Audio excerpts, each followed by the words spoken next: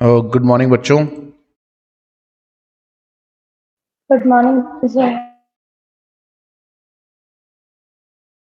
बेटा आप लोगों को इकोनॉमिक्स समझ में आ रही है नहीं आ रही है बताएं जल्दी से।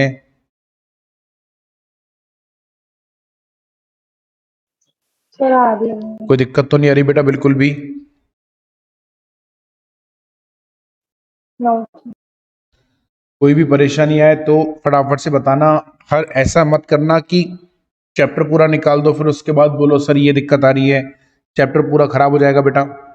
तो ठीक है ना, अपने को जो भी कोई लगे बोले सर ये दिक्कत आ रही है, स्पीड से चल रहे हो, धीरे चल रहे हो, कॉन्सेप्ट क्लियर नहीं हो रहा, क्वेश्चन आंसर नहीं हो पा रहे हैं, जो भी लग रहा है आपको, तुरंत आप उसको शेयर करेंगे मेरे साथ में, ठीक है ना, जिससे कि अपन इमीडिएटली उसके ऊपर एक्शन लें और अपन लेक्चर ज्यादा अपना खराब ना हो, ठीक है ना बेटा। आज हमारे पास एक बड़ा इंपॉर्टेंट है, वो ये जो टॉपिक हम पढ़ने जा रहे हैं ये तो आपका पेपर क्या ना सब्जेक्टिव नहीं आता, ऑब्जेक्टिव आता है, इसीलिए ये टॉपिक की इंपॉर्टेंस खत्म हो गई। वरना अगर ऑब्जेक्टिव पेपर होता तो ये जो टॉपिक हम पढ़ रहे हैं ये मोस्ट इंपॉर्टेंट की कैटेगरी में आता, ठीक है ना। इसके ऊपर ऑब्जेक्टिव क्वेश्चन बनना थोड़ा सा मुश्किल होता है, लेकिन फिर भी हम लोगों को, चूंकि हम लोग पढ़ रहे हैं तो हम लोगों को इसके बारे में एक बार डिस्कशन करना जरूरी है कि हमारे जो तीन बड़े क्वेश्चंस थे, व्हाट टू प्रोड्यूस, ठीक है ना, जो हमारा तीन बड़े क्वेश्चंस थे अगर आपको याद हो, जिसको हम लोग सेंट्रल प्रॉब्लम ऑफ इकोनॉमिक्स भी बोलते हैं। व्हाट टू प्रोड्यूस एक ये तो सबसे पहली चीज थी हमारी, ठीक है। सेकंड हाउ टू प्रोड्यूस, नहीं हाउ टू प्रोड्यूस से भी ज्यादा इंपॉर्टेंट क्या है, एक छोटी सी चीज हमें जो समझनी है, एक मिनट रुकें, एक बेटा एक मिनट, ये फाइल थोड़ी सी वो हो रही है।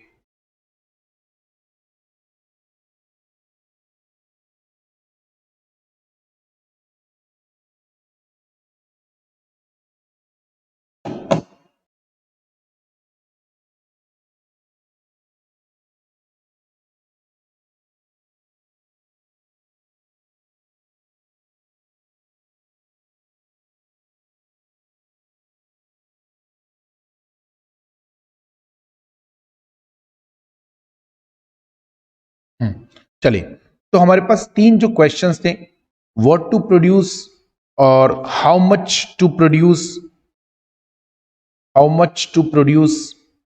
और एक तीसरा क्वेश्चन था हमारे पास में, फॉर हुम टू प्रोड्यूस। इन तीनों को हमने कहा था कि सेंट्रल प्रॉब्लम ऑफ इकोनॉमिक्स है हमारी ये, इन तीनों को हमने सेंट्रल प्रॉब्लम ऑफ इकोनॉमिक्स भी बोला।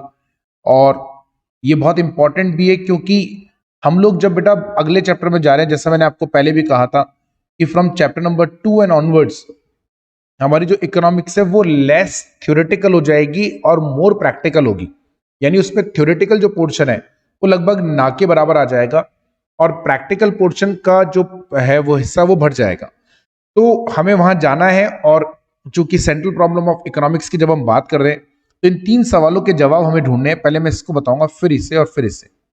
पहला है हाउ मच टू प्रोड्यूस, कैसे निकाले हाउ मच टू प्रोड्यूस, ये बड़ा इंपॉर्टेंट क्वेश्चन है। कितना बनाए या कितना हमें प्रोड्यूस करना चाहिए, बेटा देखो how much to produce depends upon, मेरी बात को जरा ध्यान से सुनिएगा जरा, इट डिपेंड्स, और अगले चैप्टर का बेसिस बनता है यहां से, इट डिपेंड्स अपॉन,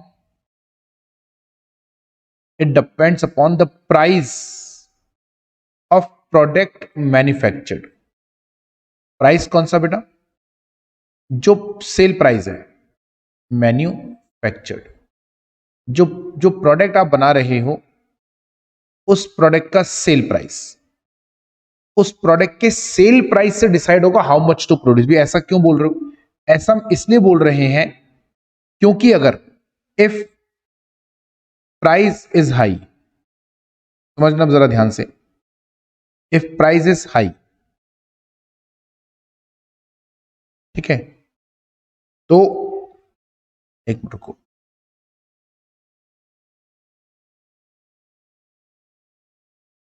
मैं एक स्टेप थोड़ा बढ़ाता हूं इसके अंदर।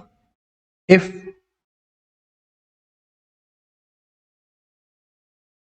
Large quantity produced,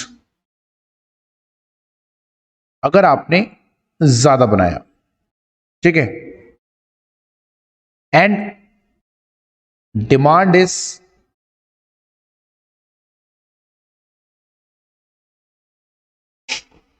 less. तो ऐसे केस में क्या होगा बेटा? डिमांड इज लेस, यहां थोड़ी सी जगह कम है।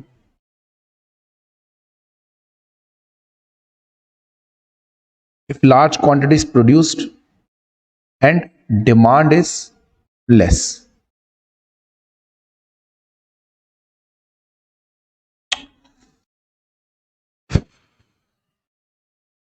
ये मेरी क्लास में अटकता है, ये सारे टीचर्स की क्लास में अटकता है ये?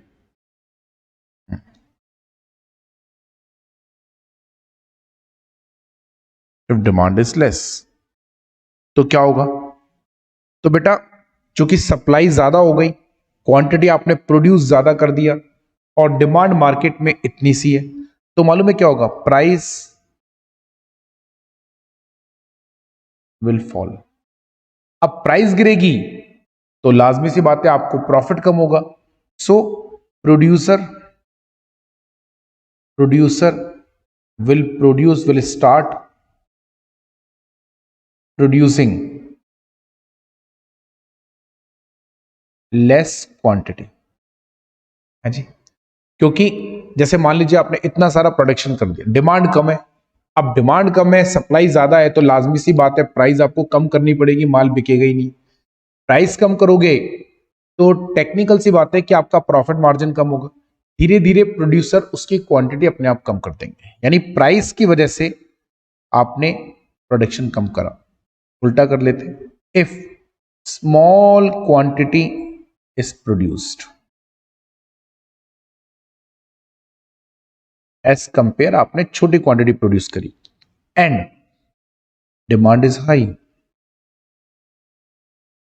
डिमांड इज हाई, तो क्या होगा?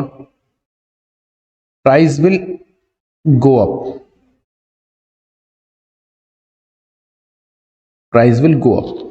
स्मॉल क्वांटिटी आपने प्रोड्यूस करी, ज्यादा क्वांटिटी आपने नहीं प्रोड्यूस करी और डिमांड ज्यादा है। अब डिमांड ज्यादा है और उसकी क्वांटिटी कम है, तो प्राइस अब प्राइस अप होगी तो more producers will start producing it. देखो अल्टीमेटली प्राइस सिस्टम से डिसाइड होता है कि आपको कितनी क्वांटिटी प्रोड्यूस करनी है या आप कितनी क्वांटिटी प्रोड्यूस करेंगे, यानी the price system is the basis. समझना आप जरा सा यहां से, price system is the basis for deciding how much quantity we have to produce. Price system is the basis for deciding how much quantity we have to produce. तो हमारा जो पहला क्वेश्चन था, हाउ मच टू प्रोड्यूस, ये इस बात पर depend करता है। और इसीलिए हमने कहा कि जो पीपीसी कर्व है उसके ऊपर बहुत सारे कॉम्बिनेशंस होते हैं। अगर आपको याद हो तो कल के लेक्चर में हमने कहा था कि PPC curve has many options, like बहुत सारे ऑल्टरनेट्स हैं कि ए का इतना, बी का इतना बना लो, ए का इतना, बी का इतना बना लो, बी का कम कर दो, सी का, ए का बढ़ जाएगा, ए का कम कर दोगे, बी का बढ़ जाएगा। तो हम लोग ये जो कॉम्बिनेशन चेंज होते हैं ना, वो कॉम्बिनेशन इसलिए चेंज होते हैं कि जब हमें लगता है कि किसी पर्टिकुलर, जैसे दो प्रोड्यूस कर रहे हैं हम गुड्स, रिसोर्सेज हमारे पास लिमिटेड है, उन रिसोर्सेज से हम ए और बी दो गुड्स प्रोड्यूस कर सकते हैं। अभी बी की डिमांड ज्यादा है तो we start manufacturing more quantity of B and less quantity of A, right? तो पीपीसी कर्व आपकी हेल्प करेगा इसमें। सेकंड हमारा क्वेश्चन है what to produce. Second question आता है व्हाट टू प्रोड्यूस, इसका आंसर यहां लेंगे हम लोग। देखो बेटा, व्हाट टू प्रोड्यूस इस बात पर डिपेंड करता है कि आपके पास रिसोर्सेस क्या है। व्हाट टू प्रोड्यूस इस बात पर डिपेंड करेगा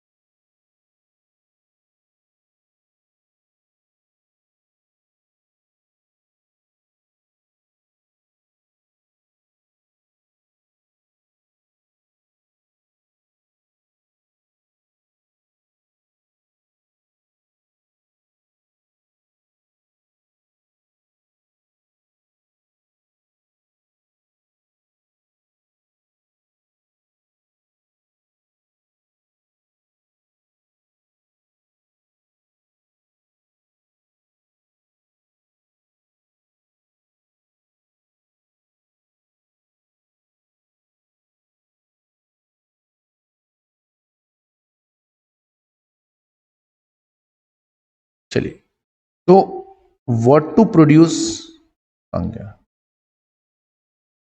ये बेटा इस बात पे डिपेंड करता है कि हमारे पास रिसोर्सेस क्या अवेलेबल है। Depends that what resources are available.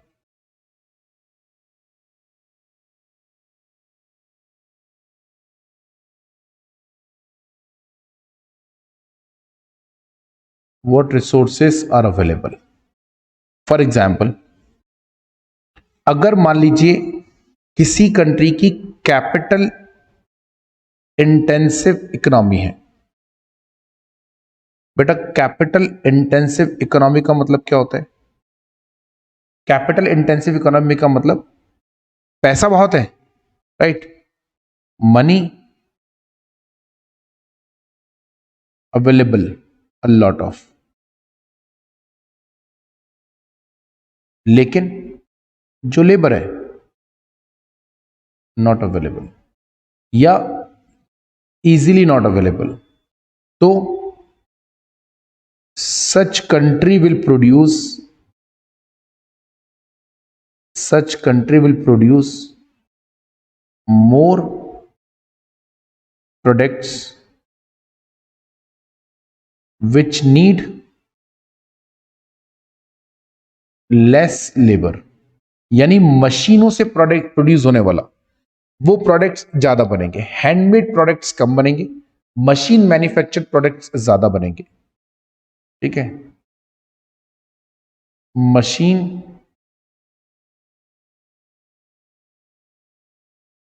Manufactured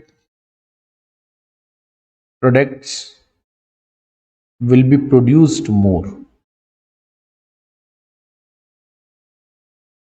as compared to labor intensive products।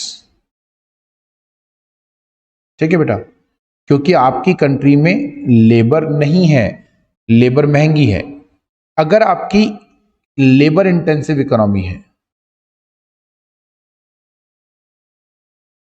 तो इसका बिल्कुल उल्टा कर दो।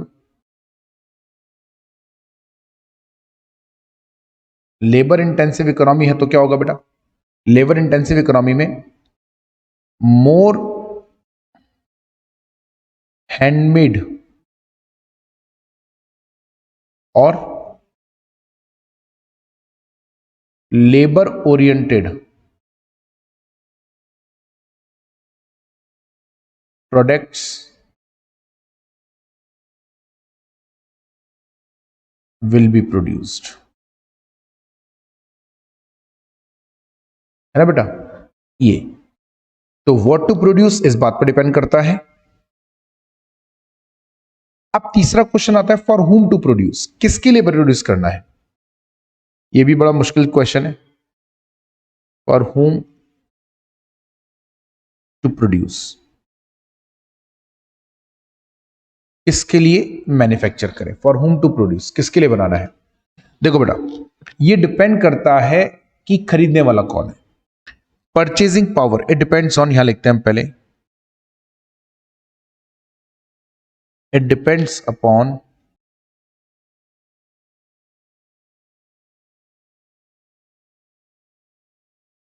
परचेजिंग पावर ऑफ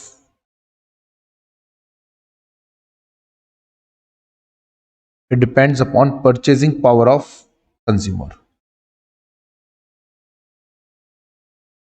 ठीक है, for consumer.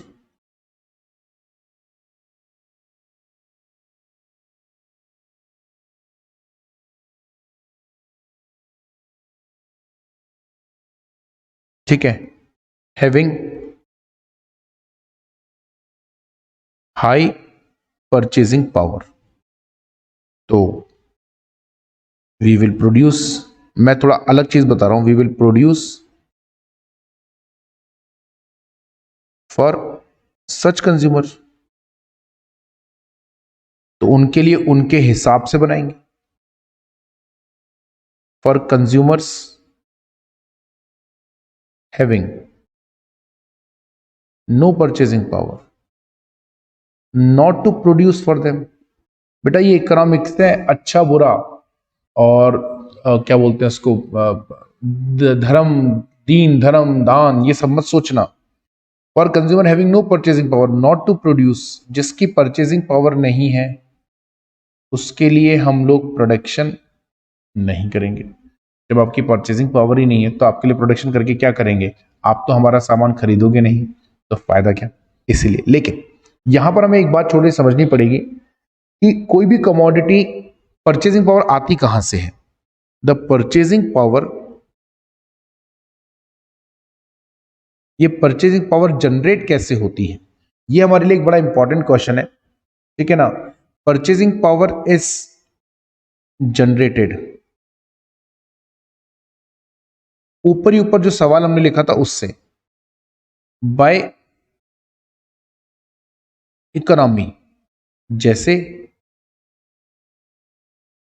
In case of labour intensive economy, वहां बेटा परचेजिंग पावर ज्यादा होगी क्योंकि जो फैक्टर्स ऑफ प्रोडक्शन है, बेटा ये ध्यान से सुनिएगा, in case of labour intensive economy,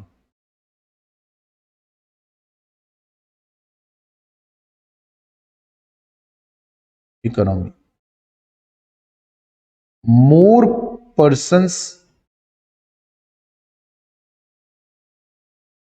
will be having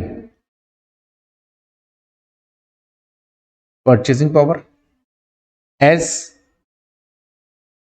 they get wages। क्यों? अगर कोई लेबर इंटेंसिव इकोनॉमी है तो वहां पे ज्यादातर चीजें प्रोड्यूस हो रही हैं लेबर के यूज से। अब लेबर मतलब यानी आपके जो फैक्टर्स ऑफ प्रोडक्शन है उनमें एक मेजर फैक्टर ऑफ प्रोडक्शन आपकी लेबर भी है। अब चूंकि आपके यहाँ बहुत सारी लेबर है, लेबर फैक्टर ऑफ प्रोडक्शन, और आप जो भी कमाओगे वो हमने पीछे पढ़ा था, अगर आपको याद हो कि जो पैसा हम कमाते हैं उसका डिस्ट्रीब्यूशन किया जाता है, यानी आपने जो भी अर्न करा it has to be distributed among the all factors of production.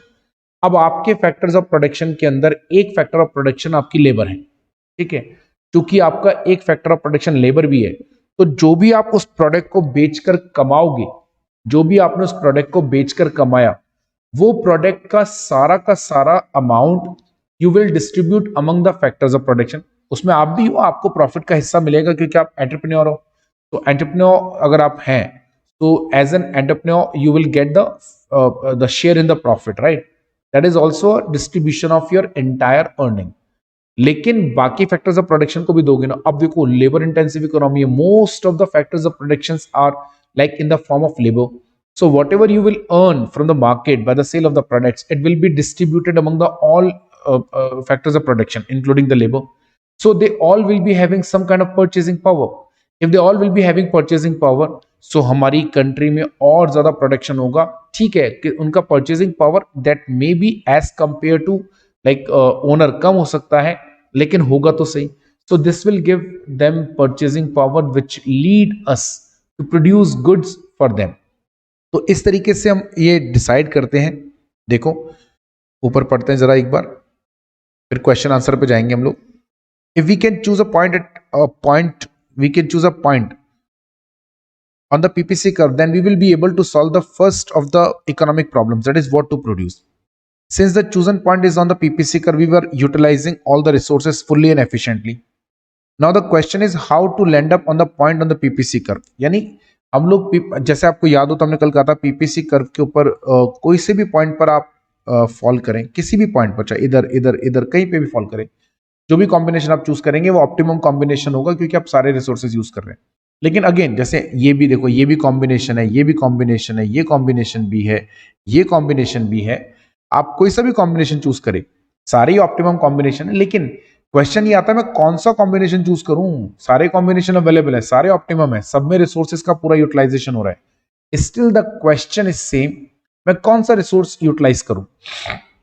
तो ये जानने के लिए हम लोगों ने क्या बोला, ये कैसे डिसाइड होता है।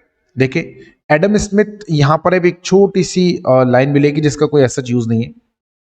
Mr. Adam Smith identified an invisible hand which will guide the economy to reach that coveted pain. The invisible hand is nothing but only the price system. अब यहां से हमारा चालू होता है, इसको तो आप काट दीजिए, चाहे कुछ काम का नहीं है। If the too little has been produced, the demand for that good would exceed supply. This would push up the price of that good. This will induce producer to produce more of that good and then others. Once we have ये तो आपने किसी product को बनाया, price system हमने ये decide किया था कि प्राइस सिस्टम से डिसाइड होता है कि हमें कौन सी गुड्स को ज्यादा बनाना है, कौन सी गुड्स को कम बनाना है, कैसे किसका प्रोडक्शन करना है।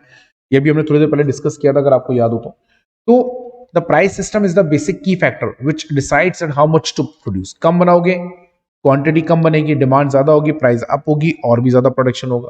ज्यादा बनाओगे, डिमांड कम है, प्राइस कम हो जाएगी क्योंकि सप्लाई ज्यादा हो गई, प्राइस डिमांड कम हो गई, तो मोर विल बी प्रोड्यूस्ड। ठीक है, तो ऐसे केस में हमारे लिए बड़ा जरूरी है कि हम प्राइस सिस्टम से डिसाइड करें।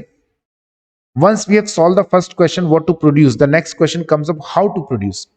A labor intensive technique would employ relatively more labor and little capital. A capital intensive technique would do the opposite. Which technique is to be chosen depends on the price of the factor of production. If labor is cheap and the capital is expensive, labor intensive techniques would be chosen. यानी आपकी country में अगर labour ज्यादा है या labour सस्ती है लेकिन या तो कैपिटल है नहीं या कम है, तो आप वो प्रोडक्ट्स बनाओगे जो लेबर को यूज करके बनाए जाते हैं। The third question is for whom to produce. A commodity is consumed only by people who have purchasing power. When the price system decides the price of labor, the wage rate and the amount of the labor to be employed, it also determines the income of workers, that is the purchasing power. Thus, when the price of every commodity and every factor of production are determined, we know which commodity will go to which consumer. यानी कौन सा consumer कौन सी commodity खरीदेगा, that we decide through that, right? So that's all about this topic. अच्छे से पढ़ के ना बेटा। अब इसके हम कुछ एक क्वेश्चंस ले रहे हैं जो मॉड्यूल में आए हुए हैं। बेटा आप लोगों को स्कैनर मिल गया क्या यहाँ से, पहले मुझे बताएं एक बार।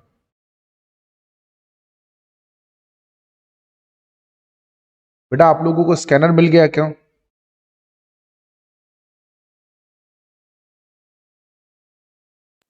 No, sir. ओके ठीक है, तो अभी हम लोग मॉड्यूल तो होंगे आप लोगों के पास में आई गेस।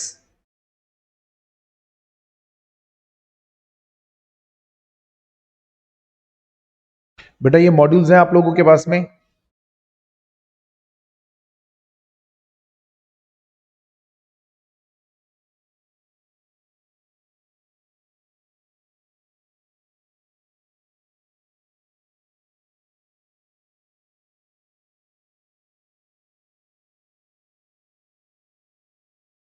बेटा प्लीज मुझे बताएं मॉड्यूल्स हैं क्या आप लोगों के पास में।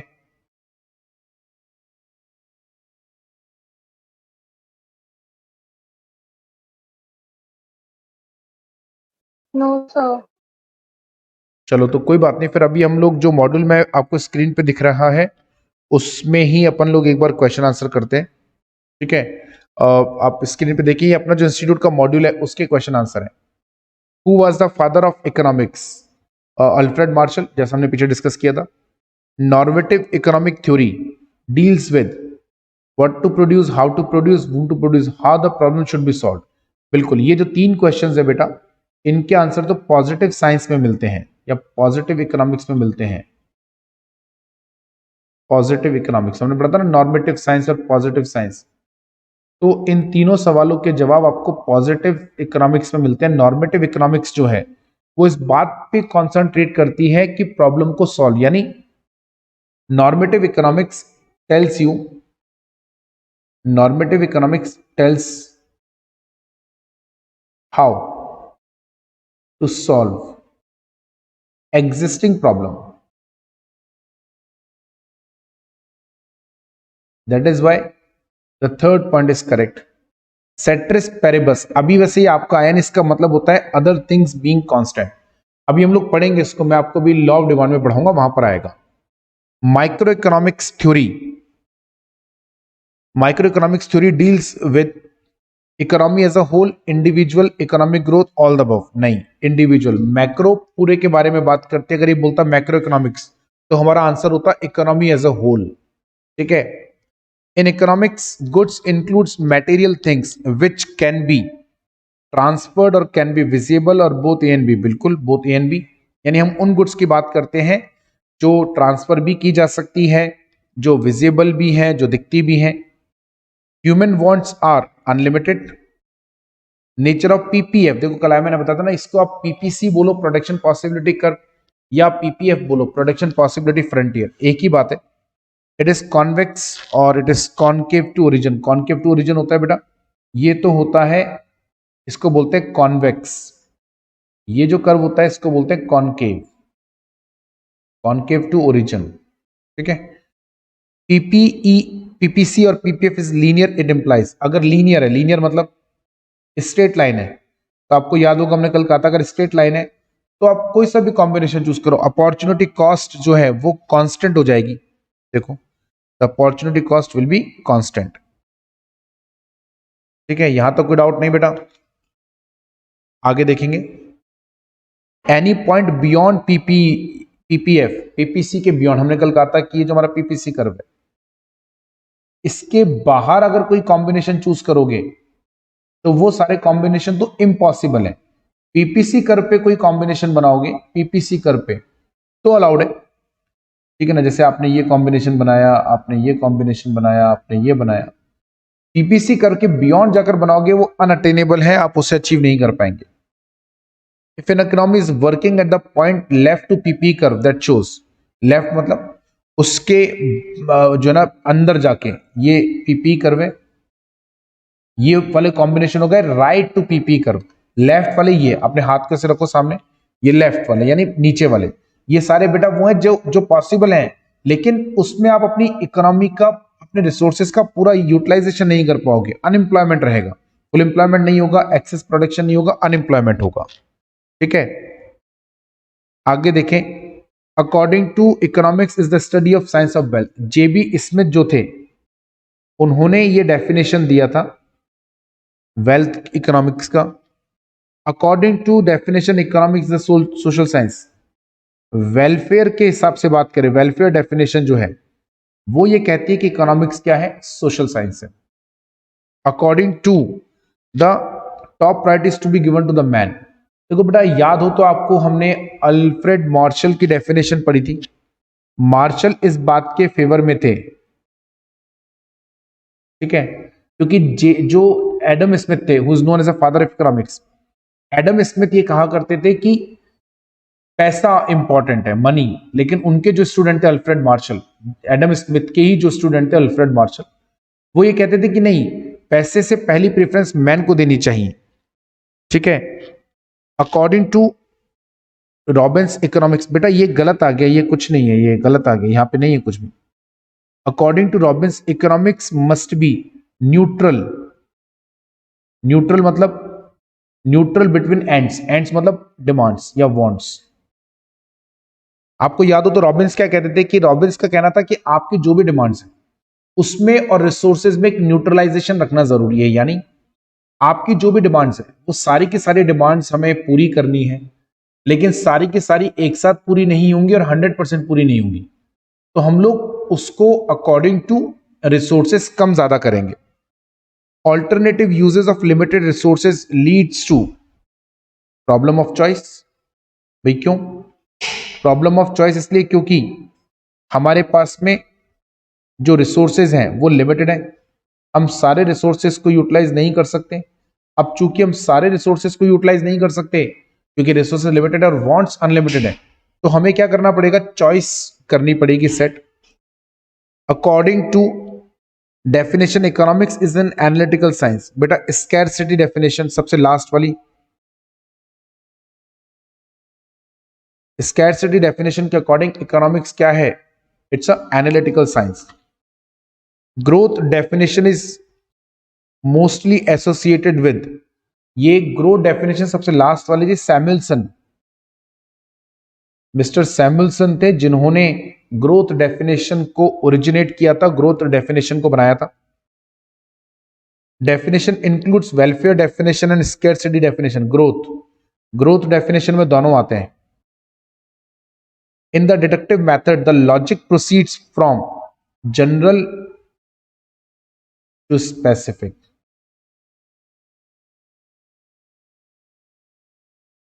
इसमें specific to general. Deductive inductive method में स्पेसिफिक टू जनरल चलता है, उसके अंदर जनरल टू स्पेसिफिक, राइट। चलिए आगे है statement is true and false, कौन सा है?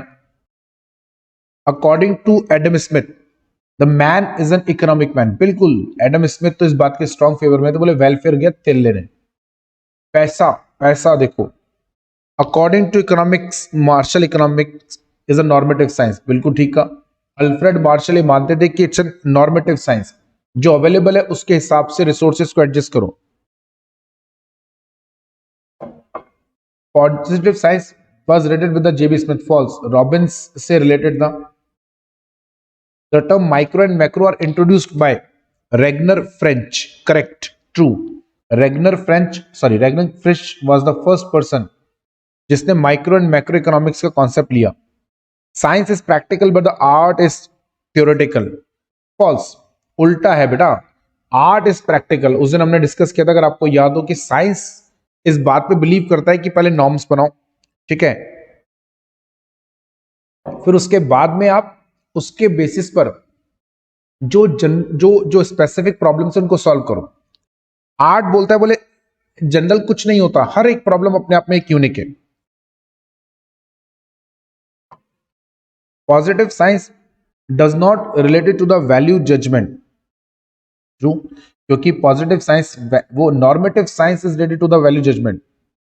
Gross investment. फॉल्स बेटा, यहां पे माइनस आता। एक वे सॉरी ट्रू। ग्रॉस इन्वेस्टमेंट पूछा ना, हाँ। नेट इन्वेस्टमेंट पूछता तो आता ग्रॉस माइनस डेप्रिसिएशन। ग्रॉस पूछा है तो नेट प्लस डेप्रिसिएशन, ठीक हो ना। हम लोग कैलकुलेशन कैसे करते हैं? ग्रॉस इन्वेस्टमेंट में से माइनस करते हैं डेप्रिसिएशन, तो क्या आता है? नेट इन्वेस्टमेंट, ठीक है। अभी आपको नेट में डेप्रिसिएशन जोड़ दोगे तो किस पे पहुंच जाओगे? ग्रॉस इन्वेस्टमेंट पर पहुंच जाओगे। The consumption depends not only on present income but also on the future income. बिल्कुल सही कहा, ट्रू। हमने कहा था ना फ्यूचर इनकम, मैंने आपको एक एग्जांपल दिया था लोन वाला, कि आपने लोन लेके आज कुछ सामान खरीदा, तो फ्यूचर, अब लोन चुकाओगे कहां से? फ्यूचर में जो इनकम होगी, तो फ्यूचर में जो इनकम होगी उसको आपने आज ही खर्च कर दिया। Value paradox was depicted by the law of demand. False. PPC is also called PPF. बिल्कुल ट्रू। प्रोडक्शन पॉसिबिलिटी फ्रंटियर बोलो या प्रोडक्शन पॉसिबिलिटी कर्व बोलो, एक ही बात है। नाउ थोड़ा सा मैच कराते हैं बेटाओ। प्रिंसिपल ऑफ इकोनॉमिक्स ये दिया था अल्फ्रेड मार्शल ने, ठीक है। वेल्थ ऑफ द नेशंस ये दिया था बेटा स्मिथ साहब ने। An essay on the nature and significance of economic science, ये तो इसमें कहीं है नहीं, आगे और भी, अच्छा यहाँ पे भी है ना, हाँ। तो an essay on the nature of analytical नहीं आएगा, प्राइस थ्योरी नहीं बेटा, ये आएगा मेरे हिसाब से रॉबिन्स, क्योंकि इकोनॉमिक साइंस को उन्होंने ही लिंक किया था, ठीक है। Economic and introductory analysis, economic and ये बताया था सैमुअल्सन ने, सैमुअल्सन भैया ने ये बताया था, तो सैमुअल्सन के पास जाएंगे। Micro economics, micro economics price theory, क्योंकि इंडिविजुअल कमोडिटी के बारे में बताती है।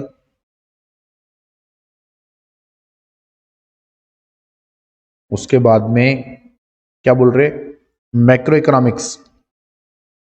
मैक्रो इकोनॉमिक्स मेरे हिसाब से बेटा जाना चाहिए, एक मिनट रुकना। मैक्रो इकोनॉमिक्स एनालिटिकल में नहीं जाएगा, हिस्टोरिकल एमआरटी भी नहीं, इसको छोड़ो एक बार। डिडक्टिव मेथड देखो, एनालिटिकल मेथड हाँ, क्योंकि डिडक्टिव के अंदर हम लोग क्या करते हैं, जो सिचुएशन सामने आएगी उसके हिसाब से सॉल्व करेंगे उसे हम लोग। उसके बाद में है इंडक्टिव मेथड। इंडक्टिव मेथड में हिस्टोरिकल मेथड, इसमें सी। अपॉर्चुनिटी कॉस्ट ये जाएगा MRT, marginal rate of transformation, कल पीपीसी में पढ़ रहे थे हम लोग।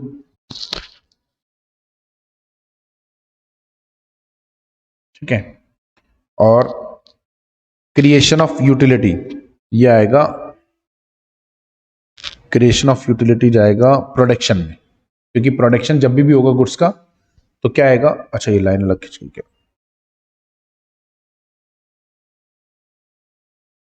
तो ये बेटा आपको ध्यान में रखना है। नीचे कुछ एक क्वेश्चन है जिसके अंदर ये डिफाइन करना है, जैसे डेफिनेशन ऑफ वेल्थ, मनी को डिफाइन करा, मार्केट को डिफाइन कर रहे हैं, real investment, portfolio investments and income etcetera, ये कुछ चीजें छोटी छोटी डिफाइन की गई हैं।